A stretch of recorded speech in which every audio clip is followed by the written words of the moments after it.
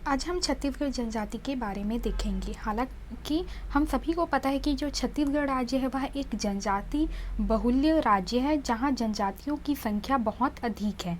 इसके छत्तीसगढ़ जो राज्य की जो आधी जो जनसंख्या है वह अनुसूचित जनजातियों की ही है। छत्तीसगढ़ में कुल 42 जनजातियाँ पाई जाती हैं।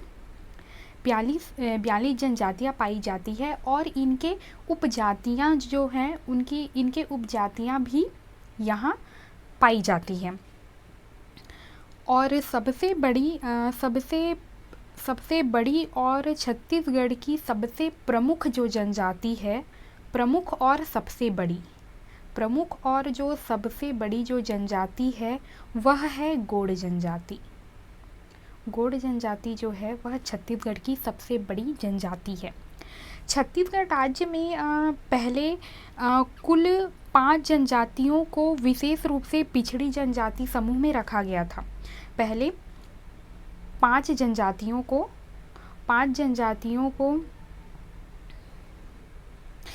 विशेष रूप से पिछड़े जनजाति में रखा गया था, लेकिन बाद में फिर इसमें और जब केंद्र सरकार द्वारा जो छत्तीसगढ़ राज्य में 5 जनजातियों को पिछड़ी जनजाति के समूह में रखा गया था।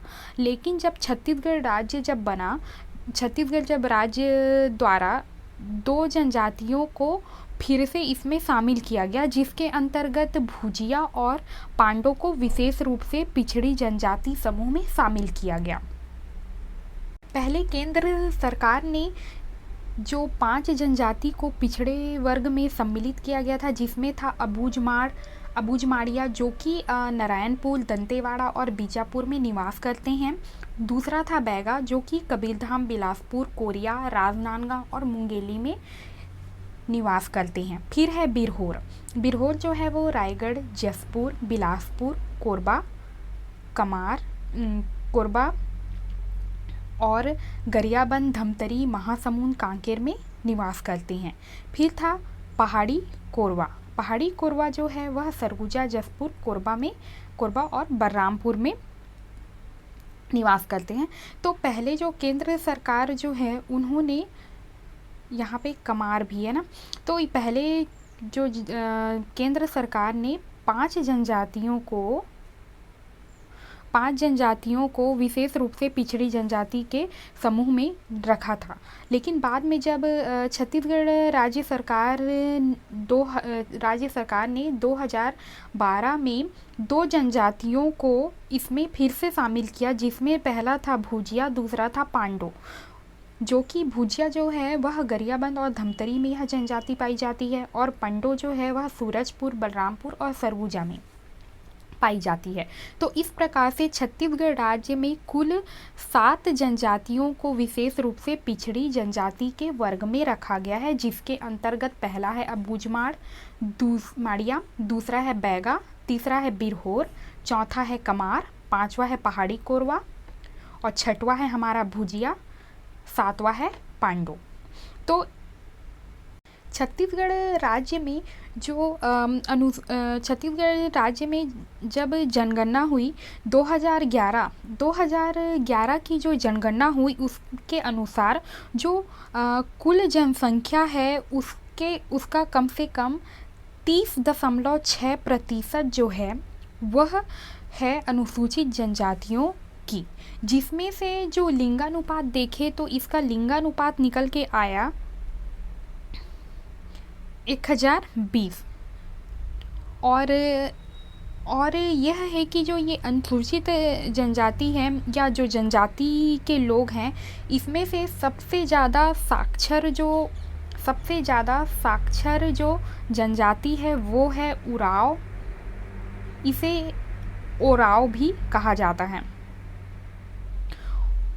और इसकी जो और प्रतिशत में सर्वाधिक साक्षर जनजाति के बारे में देखें तो वो है हल्बा जो जनजाति है वह अधिक साक्षर जनजाति है अनुसूचित जनजातियों के समूह में। और यह जो अनुसूचित जनजाति और यह जो जनजाति है, जो छत्तीसगढ़ की बहुल्य जनजाति जो है, उसे 5वीं अनुसूची में रखा गया है, अनुसूची व्यवस्था में लागू है। जो छत्तीसगढ़ की बहुल्य जनजाति है उसे 5वीं अनुसूची के अंतर्गत रखा गया है। और केंद्र सरकार द्वारा विशेष पिछड़े जनजातियों की जो कुल संख्या थी वो 5 थी, लेकिन बाद में जब राज्य सरकार द्वारा उनमें और 2 जातियों को शामिल किया गया तो विशेष पिछड़ी जो जनजातियों की संख्या हो गई 7। छत्तीसगढ़ में घोषित अनुसूचित जनजातियों का जो समूह है वह है कुल 42। और सर्वाधिक जो आदिवासी क्षेत्र में जो आदिवासी हैं वे हैं गोंड प्रजाति के। और सर्वाधिक जनजाति प्रतिशत वाला जो जिला है जहां सबसे अधिक जनजातियां पाई जाती है वह है नारायणपुर।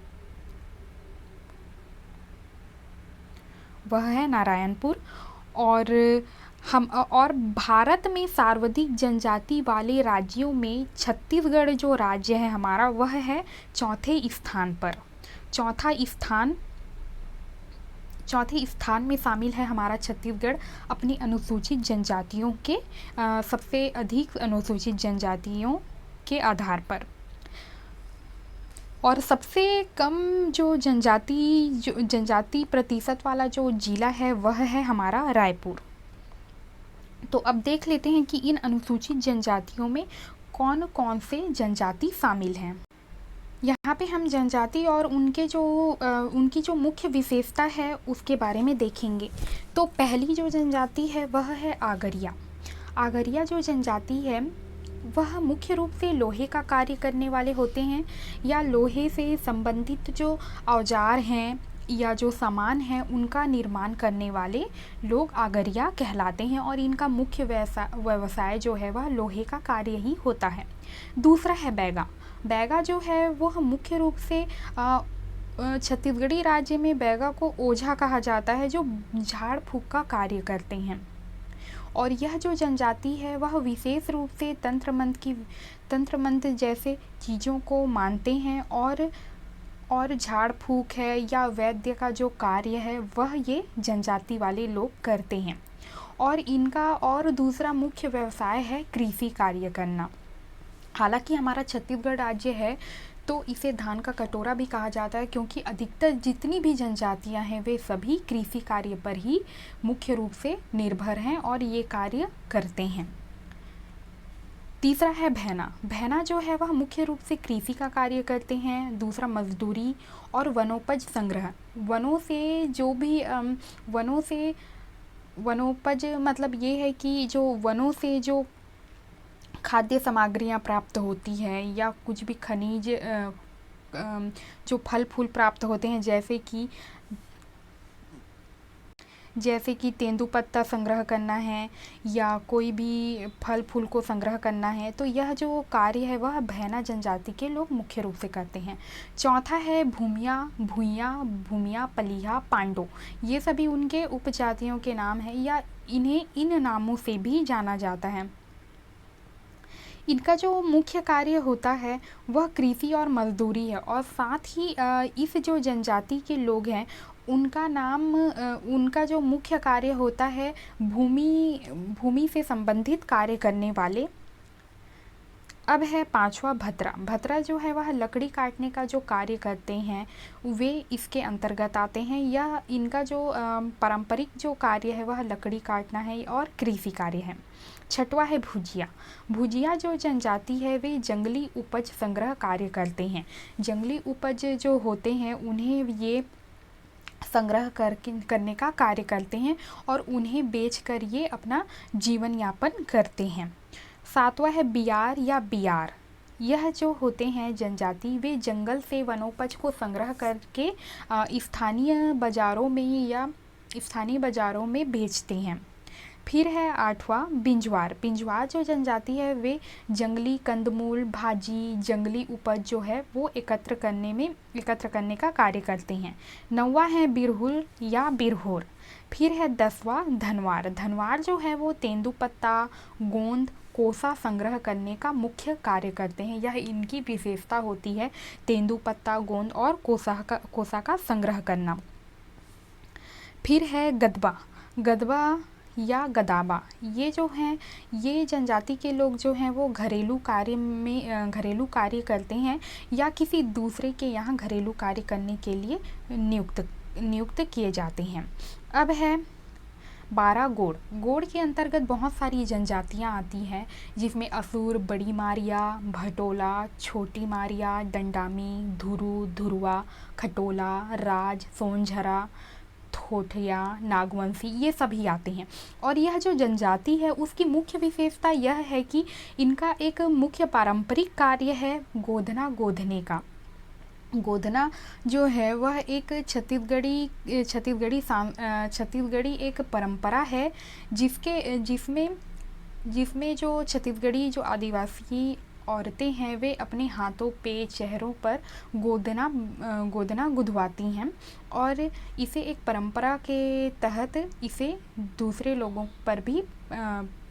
लोगों तक भी फैलाने का प्रयास किया जाता है। और इनका दूसरा कार्य है ओझा, तंत्र मंत्र से संबंधित कार्य करते हैं। फिर है 13 हलबा। हलबा जो है वह मुख्य रूप से इनका जो नाम है हलबा जनजाति का, वो मुख्य रूप से ऐसा माना जाता है कि हल से संबंधित है, हल से संबंधित माना जाता है। इसके नाम को लेकर यही तर्क रहा है। और यह जो जनजाति है वह कृषि कार्य में निपुण होते हैं और साथ ही चिवड़ा बनाने का जो कार्य है उसमें भी पारंगत होते हैं और मुख्य रूप से चिवड़ा बनाने के लिए इस जनजाति को जाना जाता है। 14 है कमार। कमार जो है वो मुख्य रूप से बाँस शिल्पकार होते हैं। बाँस का शिल्प या बाँस के टोकरी निर्माण या बाकी जो भी बाँस से संबंधित सामानों का निर्माण करते हैं। फिर है 15 कंवर, कौर, चेरवा, राठिया, तंवर, छतरी। ये सभी जो जनजातियां हैं इनका जो मुख्य कार्य होता है सैन्य कार्य। ये मुख्य रूप से सैन्य कार्य में पारंगत होते हैं या सैन्य कार्य से संबंधित ये कार्य करते हैं। फिर है खैरवार या कोडर। ये जो होते हैं खैरवार, इन्हें खैरवार जो जनजाति के लोग हैं उन्हें कत्थाकार भी कहा जाता है। ये जो जनजाति है ये मुख्य रूप से खैर एकत्रित करने या कत्था एकत्र करने का कार्य करते हैं, इस कारण इनका नाम खैरवार पड़ा है। फिर 17 है खारिया। खारिया जो है वह जनजाति जो है वह मुख्य रूप से शिकार कार्य करने में निपुण होते हैं।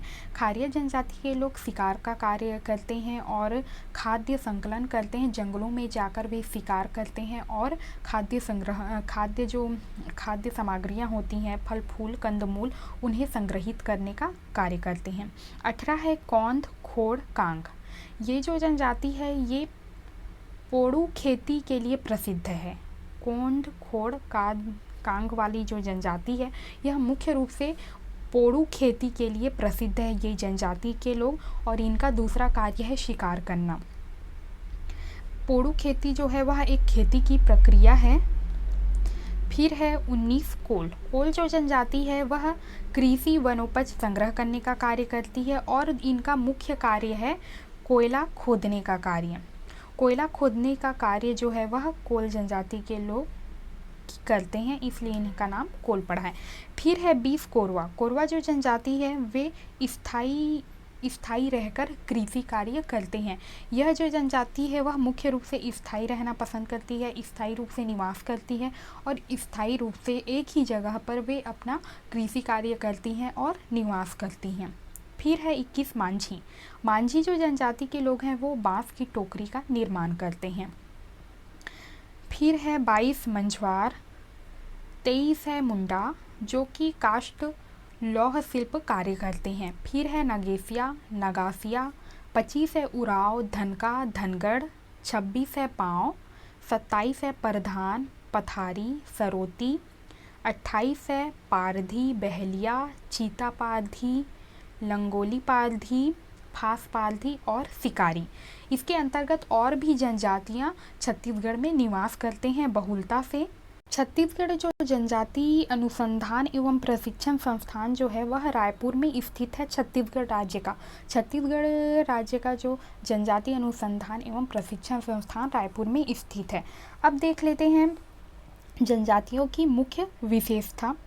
तो ये जो जनजातियाँ होती हैं ये प्रायः सभ्य जगत से दूर दुर्गम स्थानों में निवास करती हैं और इनकी अपनी एक जनजातीय भाषा होती है। जैसे नारायणपुर जो एरिया है या जहाँ जो ट्राइबल एरिया है उधर अधिकतर गोड़ी भाषा ही चलता है। गोड़ी भाषा या तो फिर जिस जगह पर गोड़ की संख्या अधिक है गोड़ जनजाति की तो वहाँ पे गोड़ी भाषा चलता है, और जहाँ पे हल्बा जनजाति की संख्या अधिक है तो वहाँ पे हल्बी भाषा चलती है। जैसे कि जगदलपुर के जो एरिया है जगदलपुर और कोंडागांव के बीच में तो उधर गोड़ी भाषा चलता है और हल्बी भाषा भी चलता है।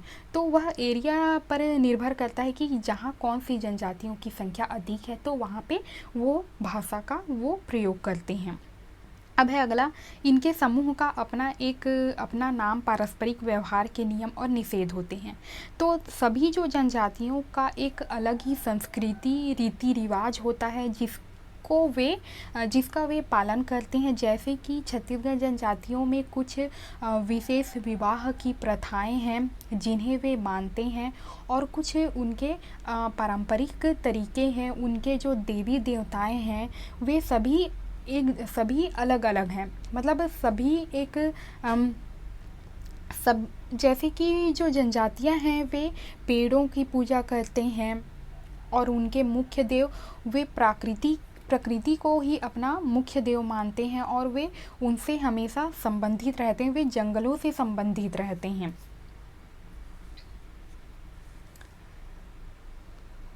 अब हम छत्तीसगढ़ जनजातियों की प्रमुख विशेषताएं देखेंगे। तो सबसे जो बड़ी जनजाति है वो है गोंड जनजाति। फिर है सबसे पिछड़ी जो जनजाति है वो है अबूझमाड़िया जनजाति। अबूझमाड़िया जो है वे मुख्य रूप से नारायणपुर जो एरिया है उसे अबूझमाड़िया एरिया कहा जाता है। वहाँ अबूझमाड़ निवास करते हैं अधिकतम संख्या में, और उन जगहों पर जाना प्रतिबंधित है। जब तक वहाँ जाने के लिए परमिशन नहीं लिया जा सकता तब तक उन एरिया पे या अबूझमाड़ जो जनजाति है वो जहाँ निवास करते हैं वहाँ किसी को भी जाना अलाउ नहीं है। जब तक वहाँ जाने का परमिशन नहीं लिया जाएगा तब तक वहाँ जाना अलाउ नहीं है। तीसरा है सबसे विकसित जो जनजाति है वो हल्बा जनजाति है, क्योंकि यह बहुत ही शिक्षित साक्षर जनजाति है। सभी जनजातियों में सबसे ज़्यादा साक्षर जनजाति है हल्बा। उसके बाद है उराव या ओराव। फिर है सबसे साक्षर जनजाति, तो ये है उराव। फिर है सांस्कृतिक रूप से समृद्ध जनजाति, तो वह है मुड़िया जनजाति।